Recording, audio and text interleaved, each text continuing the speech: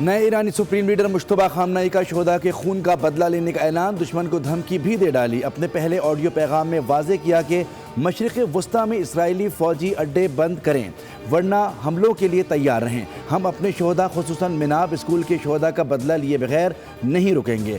دشمن کو ایرانیوں کے خون کا حساب دینا پڑے گا۔ آبنائے ہرمز کو بند رکھا جائے گا۔ ایرانی رہنماؤں اور عوام کے درمیان رابطہ ہمیشہ قائم رہے گا۔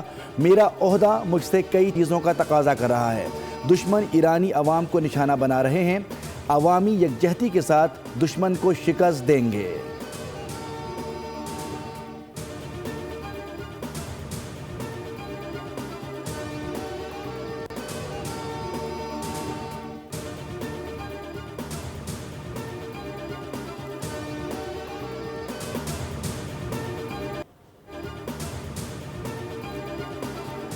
امریکہ اور اسرائیل کے ایران پر شدید فضائی حملے، جب چاہوں گا ایران کی جنگ ختم کر دوں گا۔ صدر ٹرمپ کا اعلان، ایران میں نشانہ بنانے کے لیے کچھ نہیں بچا۔ صدر ٹرمپ نے واضح کر دیا، ایران کو توقع سے زیادہ نقصان پہنچا۔ صدر ٹرمپ کا اعلان، تیل کمپنیاں آبنائے ہرمز کا استعمال کریں۔ صدر ٹرمپ نے ایک مرتبہ پھر دہرا دیا۔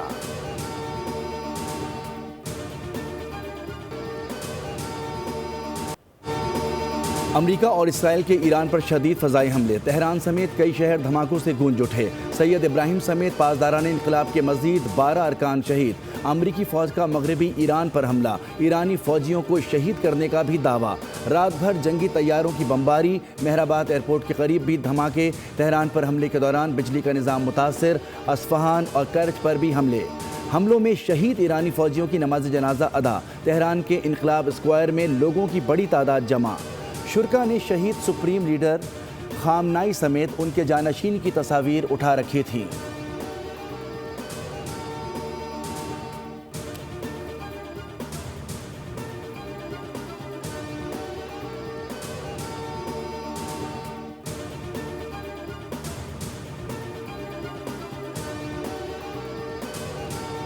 شہید ایرانی سپریم لیڈر آیت اللہ خامنہئی کی اہلیہ زندہ ہیں۔ ایرانی میڈیا نے بڑا دعویٰ کر دیا، بتایا کہ شہید آیت اللہ خامنہئی کی اہلیہ کی وفات کی خبریں غلط ہیں۔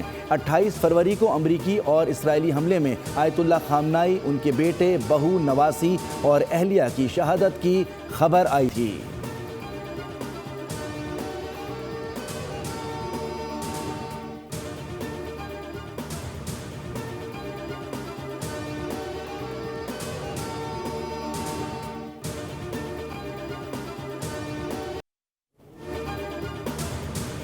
ایرانی اسکول پر حملہ، ٹرمپ کے خلاف امریکی سینٹ میں بھی آوازیں اٹھنے لگیں۔ امریکی سینیٹر کلسن گیمنٹ نے آرمی سروسز کمیٹی کی سماعت کے دوران ٹرمپ اقتصادی نمائندے پر سوالات کی بوچھاڑ کر دی۔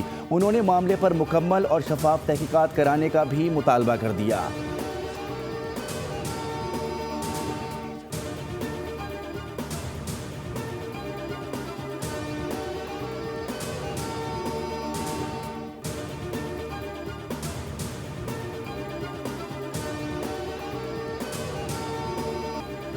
ایران کے کویت پر حملے، CNN کے مطابق ایرانی ڈرون کویت میں شہری آبادی پر جا گرے۔ کویتی انتظامیہ نے 2 افراد کے زخمی ہونے کی تصدیق کر دی۔ CNN کے رپورٹر نے صورتحال بیان کر دی۔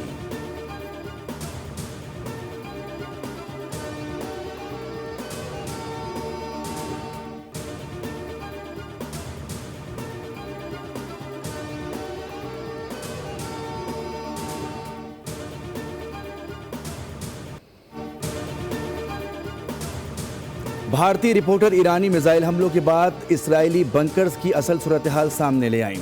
ہر طرف تباہی بربادی کے مناظر بھی دکھائی دیے۔ رپورٹر نے متاثرہ علاقوں کا دورہ کر کے وہاں ہونے والی تباہی کی تفصیلات بیان کی۔ بھارتی رپورٹر کے مطابق سب سے زیادہ نقصان بیت الشمیش میں ہوا۔ ایرانی میزائل نے بم شیلٹر ہی تباہ کر دیا۔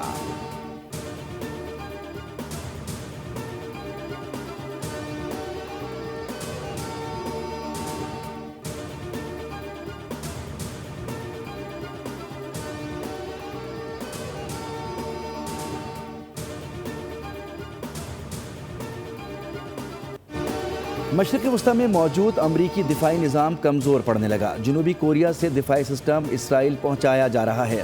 کورین میڈیا دی گارجین اور ترک ایجنسی کے مطابق انٹرسیپٹر میزائل جنوبی کوریا سے منتقل کیے گئے ہیں۔ ماہرین کے مطابق اب جنوبی کوریا کو شمالی کوریا کے رحم و کرم پر چھوڑ دیا گیا ہے۔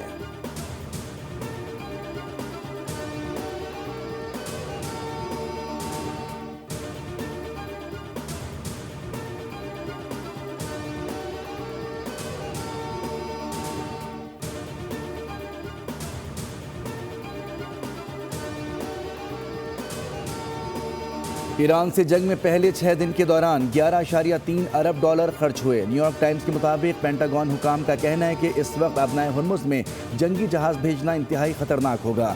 نیو یارک ٹائمز نے انکشاف کیا ہے کہ حالیہ جنگ کے دوران مشرق وسطیٰ میں امریکی تنصیبات کو بڑے پیمانے پر نقصان پہنچا ہے، جن میں 11 امریکی فوجی اڈے یا فوجی تنصیبات بھی شامل ہیں۔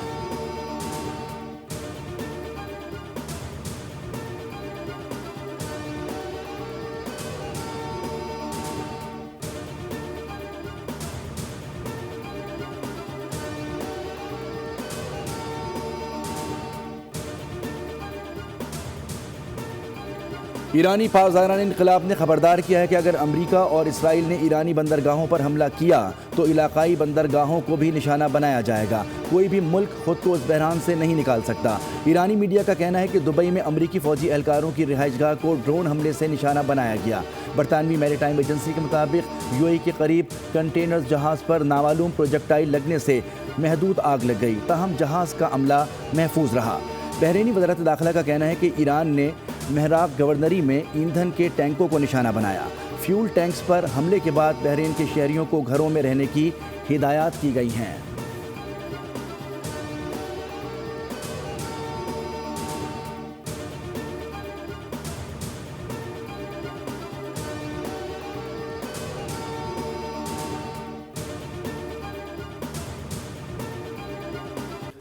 کامران ٹیسوری کی چھٹی، صدر مملکت نے نہال ہاشمی کو گورنر سندھ تعینات کرنے کے لیے وزیراعظم کی بھیجی گئی سمری منظور کر دی۔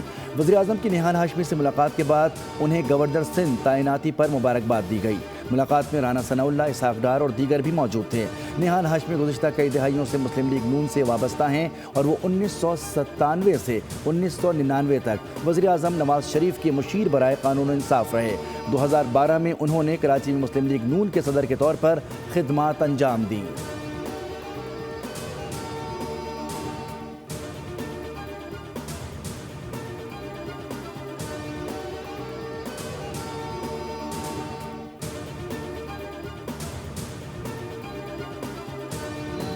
میں اپنی ترجیحات کو طے کروں گا۔ میں ایک آئینی گورنر ہوں، جو آئین کے مطابق میرے فرائض ہوں گے اس کے مطابق میں اپنے ذمہ داریوں کو ادا کروں گا۔ آئینی گورنر ہوں، حلف لینے کے بعد اپنی ترجیحات طے کروں گا۔ صدر آصف زرداری کا شکر گزار ہوں۔ نہال ہاشمی کی کراچی آمد پر میڈیا سے گفتگو، کہا کہ پاکستان کے تمام سیاسی کارکنوں اور سندھ کے ہر فرد کا شکر گزار ہوں۔ جن لوگوں نے میرے لیے دعائیں کی ان کا بھی شکر ادا کرتا ہوں۔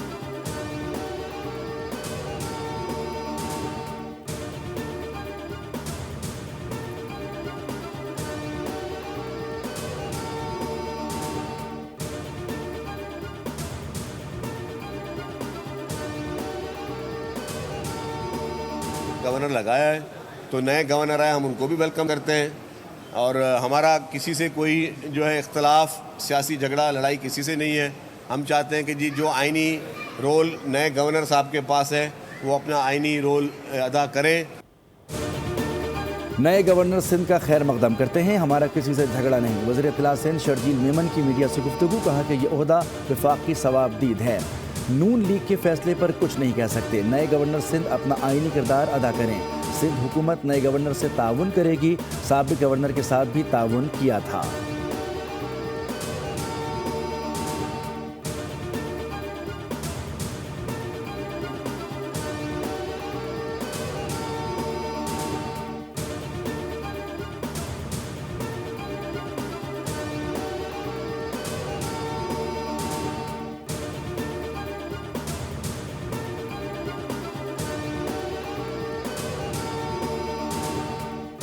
ٹیسوری ایک اس بیٹے کا نام ہے اس دھرتی کے جو دلیر آدمی ہے۔ میں یہ خبر سن کر کہیں دبک نہیں گیا, آج کے افطار کو کینسل نہیں کیا. گل پلازا کی آواز اٹھانے پر اس پر سزا دی گئی ہے, تو میں ایسے 10 گل پلازا کے لیے آواز اٹھاؤں گا, ایسی 10 کانفرنس کروں گا. میں گونگا, بہرا یا ڈمی گورنر نہیں تھا اور نہ رہنا چاہتا ہوں. ڈرنے والا نہیں ہوں, ڈریں وہ لوگ جن کے سارے راز میں جانتا ہوں. اگر گل پلازا کے معاملے پر آواز اٹھانے کی سزا دی جا رہی ہے تو اس سے پیچھے ہٹنے والا نہیں, بلکہ گل پلازا کے لیے آواز اٹھاؤں گا اور 10 کانفرنسز کروں گا. گورنر سندھ کامران خان ٹسوری کا تقریب سے خطاب, بولے ابھی تو پارٹی شروع ہوئی ہے, گونگا, بہرا اور خاموش گورنر نہیں تھا. کامران ٹسوری کی نہال ہاشمی کو مبارکباد, گورنر ہاؤس کے تمام پروگرام جاری رکھنے کی درخواست.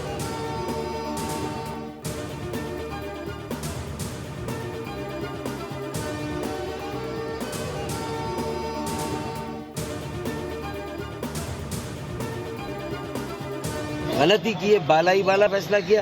ایم کیو ایم کو نہ اعتماد میں لیا گیا, نہ مشورہ کیا گیا, نہ پوچھا گیا, نہ اطلاع دی. آج جو امینڈمنٹ لایا گیا تھا, انہوں نے صرف اپنی ایک سیاسی پارٹی سے جسے کہتے ہیں کنسلٹنسی کی, ایم کیو ایم کے اعتماد میں نہیں لیا. یقیناً پارٹی میں مشاورت کی ہوگی, اتنے اہم اتحادی ہیں, لیکن مجھے اور باقی ایم این ایز کو اس معاملے میں کوئی اعتماد میں نہیں لیا گیا. ظاہر ہے گورنر چینج ہوا ہے, گورنر آئے تو پالیسی کا حصہ ہوگا نا, ایم کیو ایم کے بغیر کیسے چینج ہوا ہوگا.